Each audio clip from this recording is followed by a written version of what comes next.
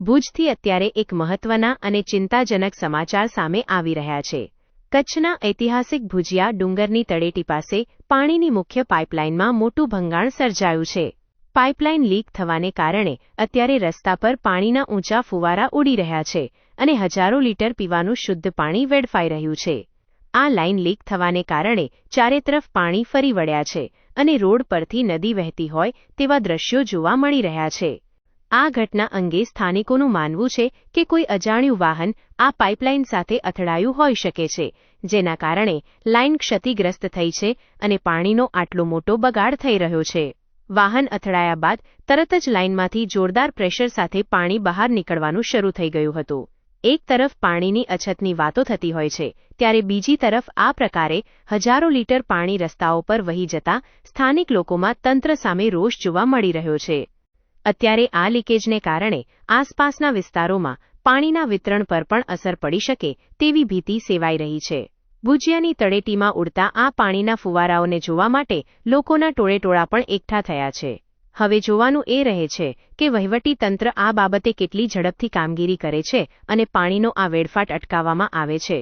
હાલમાં તો હજારો લીટર કિંમતી પાણી રસ્તા પર વહી રહ્યું છે અને તંત્ર વહેલી તકે આનું સમારકામ કરે તેવી લોક માંગ ઉઠી રહી છે। ઓલરેડી અત્યારે શું અડધો કલાક પહેલા મારા ઘરની બાજુમાં પાણી આવવા માંડ્યું તો મને પોરની લાઈન ચાલુ છે, પણ ધીરે ધીરે ખબર પડી તો નર્મદા કેનાલ તૂટી ગઈ છે અને જ્યારે હું આવ્યો ત્યાં 10-10 મીટરના મોટા મોટા ફુવારા ઉડતા હતા પાણીના અને અત્યારે લાખો લીટર પાણી રોડ પર વેડફાઈ રહ્યું છે, નદીની જેમ વહે છે પાણી। અને જ્યારે કહેવત એવી છે ને કે વાણી અને પાણી ઘીને જેમ વાપરો, તો મને એમ થાય છે ઘી એટલું બધું સસ્તું છે કે રોડમાંથી વહી નીકળ્યું છે। અને એક બાજુ સરકાર એમ કહે છે કે પાણી બચાવો, તો આ સરકારની એટલી ઘોર બેદરકારી છે કે નીચે નર્મદા લાઈન છે, ઉપર આ મોટા મોટા જીસીબી થી ખોદકામને લેવલિંગ કરવામાં આવે છે, તો એ કોન્ટ્રાક્ટરને ખબર નથી કે નીચે પાણી આટલું મોટું લાઈન છે એમ। એટલે આ એન્જિનિયરો, તંત્ર અને બહુ ખુદ હજી સુધી કોઈ આવી પણ નથી સાહેબ એની વસ્તુ।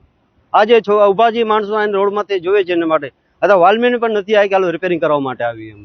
અમારા મીડિયા માધ્યમથી લોકોને શું કહેશો? અમારા મીડિયા માધ્યમથી એમ કહે છે કે આ પ્રજાને છે, તમને પાણી બચાવવાનું કહે છે સરકાર। એક બાજુ પાણી વેસ્ટ કરવામાં પોતે ખુદ સરકાર વેસ્ટ કરી રહી છે એમ। નળ સે જલની વાત થઈ છે, ઓલી બાજુ નળ સે જલ નાખ્યો છે, કમસે કમ એક ટીપું પણ કદા આવતું હોય તો, અને આ લાખો લીટર પાણી વેડફાઈ રહ્યું છે। એટલે પ્રજાને સરકાર સામે સવાલ કરવો જોઈએ, સાહેબ અમે તો પાણી બચાવી છીએ, તમે પણ બચાવવાની કોશિશ કરો ને। હજી સુધી કોઈ હાજર નથી? ના સાહેબ, અત્યાર સુધી કોઈ નથી, લગભગ 20 મિનિટ હું ઉભો છું ને હું રાત જોઉં છું કદાચ પાણી કેમ બચે। આટલો મોટો ફુવારો છે, હું તો નહીં બચાવી શકું ને સાહેબ।